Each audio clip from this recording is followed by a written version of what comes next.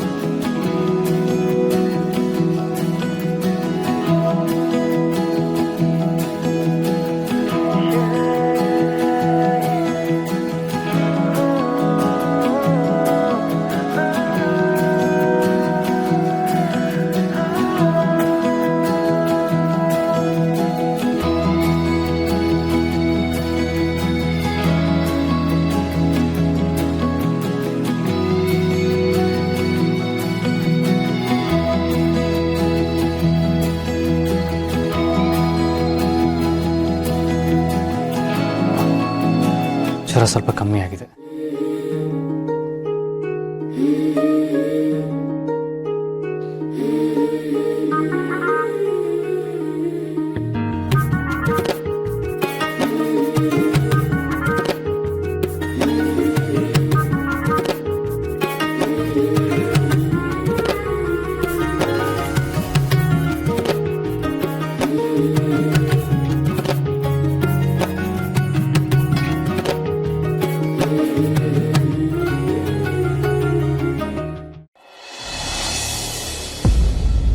Next ಯಾರನ್ನ ಜೈಲು ಕಳಿಸ್ಬೇಕು ಅಂತ ಅನ್ಕೊಂಡಿದ್ಯಾ?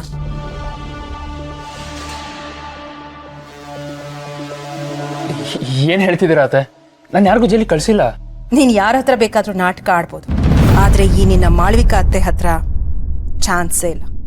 ಅತ್ತೆ ನಿಜವಾಗ್ಲೂ ನಾನು ಯಾರಿಗೂ... ತರುಣ್, ನೀನಾಗೆ ಪೊಲೀಸ್ನವ್ರಿಗೆ ಫೋನ್ ಮಾಡಿ ಈ ವಿಷಯ ತಿಳಿಸಿದ್ಯಾ ಅಂತ ನನಗೆ ಅವತ್ತೇ ಗೊತ್ತಿತ್ತು. ಈ ಮನೇಲಿ ಎಷ್ಟು ಜನ ಇದ್ದಾರೆ ಹೇಳು? ಇರೋ ಅಷ್ಟು ಜನರಲ್ಲಿ ಪೊಲೀಸ್ನವ್ರಿಗೆ ಫೋನ್ ಮಾಡಿ ಯಾರು ವಿಷಯ ತಿಳಿಸ್ತಾರೆ? ಪ್ರಾಣೇಶ್ ಖಂಡಿತವಾಗ್ಲೂ ಇಂಥ ಕೆಲಸ ಎಲ್ಲ ಮಾಡಲ್ಲ. ಇನ್ನು ನೀನಮ್ಮ ದಮಯಂತಿ, ಆ ಟೈಮಲ್ಲಿ ಪೊಲೀಸ್ನವ್ರಿಗೆ ಫೋನ್ ಮಾಡಿ ವಿಷಯ ತಿಳಿಸ್ಬೇಕು ಅನ್ನೋ ಬ್ರೈನು ಖಂಡಿತ ಆಕೆಗಿಲ್ಲ. ಯೂಶಲಿ ಇಂಥ ಕೆಲಸ ಎಲ್ಲ ಮಾಯಾ ಮಾಡ್ತಾಳೆ, ಆದರೆ ಮಾಯನೇ ಹಾಸ್ಪಿಟಲೈಸ್ ಆಗಿದ್ರಿಂದ ಅವಳಂತೂ ಈ ಕೆಲಸ ಮಾಡಿರೋಕ್ಕೆ ಚಾನ್ಸ್ ಇಲ್ಲ. ಇನ್ನು ಉಳಿದಿರೋದು ಯಾರು? ನೀನು. ಅಂಡ್ ಮೋರ್ ಓವರ್, ಇಂಥ ಕೆಲಸ ಎಲ್ಲ ಮಾಡೋದಕ್ಕೆ ಬ್ರೈನ್ ಬೇಕು. ಅದಿರೋದು ನಿನಗೆ ಮಾತ್ರ ಅಲ್ವಾ? ತರುಣ್, ಭಯ ಪಡೋ ಅಗತ್ಯ ಇಲ್ಲ. ಇನ್ಫ್ಯಾಕ್ಟ್ ನೀನ್ ಮಾಡಿರೋ ಈ ಪ್ಲಾನು ನನಗೆ ತುಂಬಾ ಇಂಪ್ರೆಸ್ ಆಗಿದೆ. ಇಂಪ್ರೆಸ್? ಸಾರ್ಕಾಸ್ಟಿಕ್ ಆಗಿ ಹೇಳ್ತಿದ್ದೀರಾ? ಜೆನ್ಯೂನ್ ಆಗಿ ಹೇಳ್ತಾ ಇದ್ದೀನಿ. ಅಂದ್ರೆ ನಿಮ್ಗೆ ನನ್ನ ಮೇಲೆ ಕೋಪ ಇಲ್ವಾ? ಖಂಡಿತ ಇಲ್ಲ ತರುಣ್. ನಿಜ ಹೇಳಬೇಕು ಅಂದ್ರೆ ನೀನ್ ಮಾಡಿರೋ ಈ ಕೆಲಸಕ್ಕೆ ನಾನು ಸಪೋರ್ಟ್ ಮಾಡಬೇಕು ಅಂತ ಅನ್ಕೊಂಡಿದ್ದೀನಿ ಅಂದ್ಮೇಲೆ ಇನ್ಮೇಲೆ ನಾನು ಹೇಗೆ ಕೋಪ ಮಾಡ್ಕೊಳ್ಳಿ ಹೇಳು? ಏನ್ ಹೇಳ್ತಿದ್ದೀರಾ ಅತ್ತೆ? ಸಪೋರ್ಟ್ ಮಾಡ್ತೀರಾ? ಬಟ್ ಯಾಕೆ? ಕೆಲವೊಂದಕ್ಕೆ ಕಾರಣ ಕೇಳಬಾರ್ದು ಅಷ್ಟೆ. ನೀನ್ ಮಾಡ್ಬೇಕಾಗಿರೋದು ಇಷ್ಟೇ ತರುಣ್. ನಾನು ನಿನಗೆ ಏನೇನು ಕೆಲಸಗಳನ್ನ ಹೇಳ್ತೀನೋ ಅದನ್ನೆಲ್ಲ ಚಾಚು ತಪ್ಪದೆ ನೀನು ನಿಭಾಯಿಸ್ಬೇಕು. ನೀನು ಹಾಗೆ ಮಾಡೋದ್ರಿಂದ ನೀನೇನೇ ಕೇಳಿದ್ರು ನನ್ನ ಸಪೋರ್ಟ್ ನಿನಗಿದ್ದೇ ಇರುತ್ತೆ. ಏನಂತೀಯ? ಡನ್ ಅತ್ತೆ. ಗುಡ್.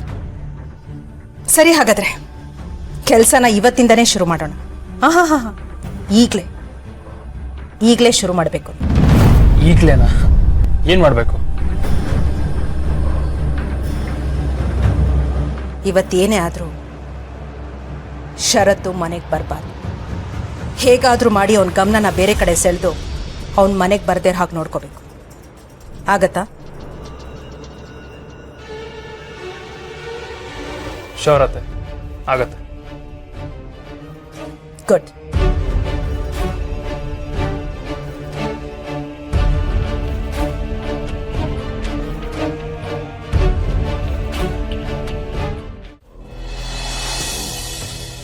ಅಲ್ಲ, ಶರತ್ತು ದುರ್ಗನ ನೆನ್ನೆ ರಾತ್ರಿ ಹೇಗ್ ಡಿಫೆಂಡ್ ಮಾಡ್ಕೊಂಡ್ರು?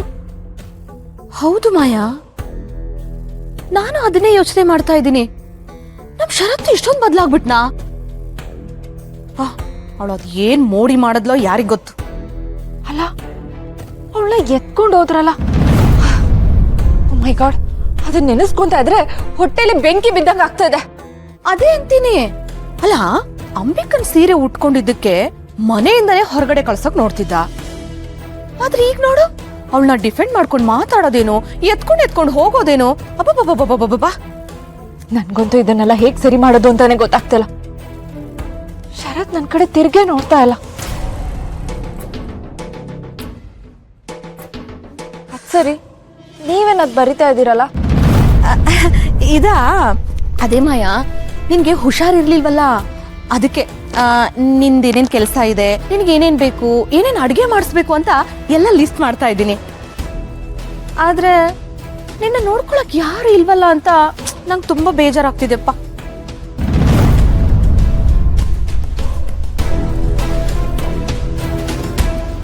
ಏ ದುರ್ಗಾ, ಬೈಲೆ. ಅಯ್ಯೋ, ಅಲ್ಲೇ ಯಾಕೆ ನಿಂತ್ಕೊಂಡೆ, ಬೈಲೆ.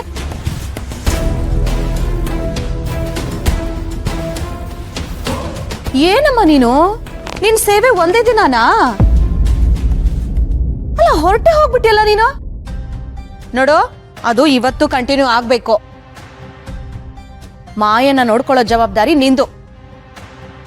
ಇಲ್ಲಿ ನೋಡು, ಅವಳಿಗೆ ಏನೇನ್ ಬೇಕು ಏನೇನ್ ಬೇಡ ಅನ್ನೋದನ್ನ ನಾನು ಫುಲ್ ಡೀಟೇಲ್ ಆಗಿ ಲಿಸ್ಟ್ ಮಾಡಿದೀನಿ.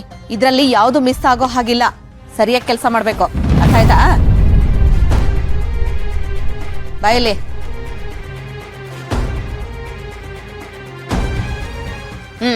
ತಗೋ. ದುರ್ಗಾ,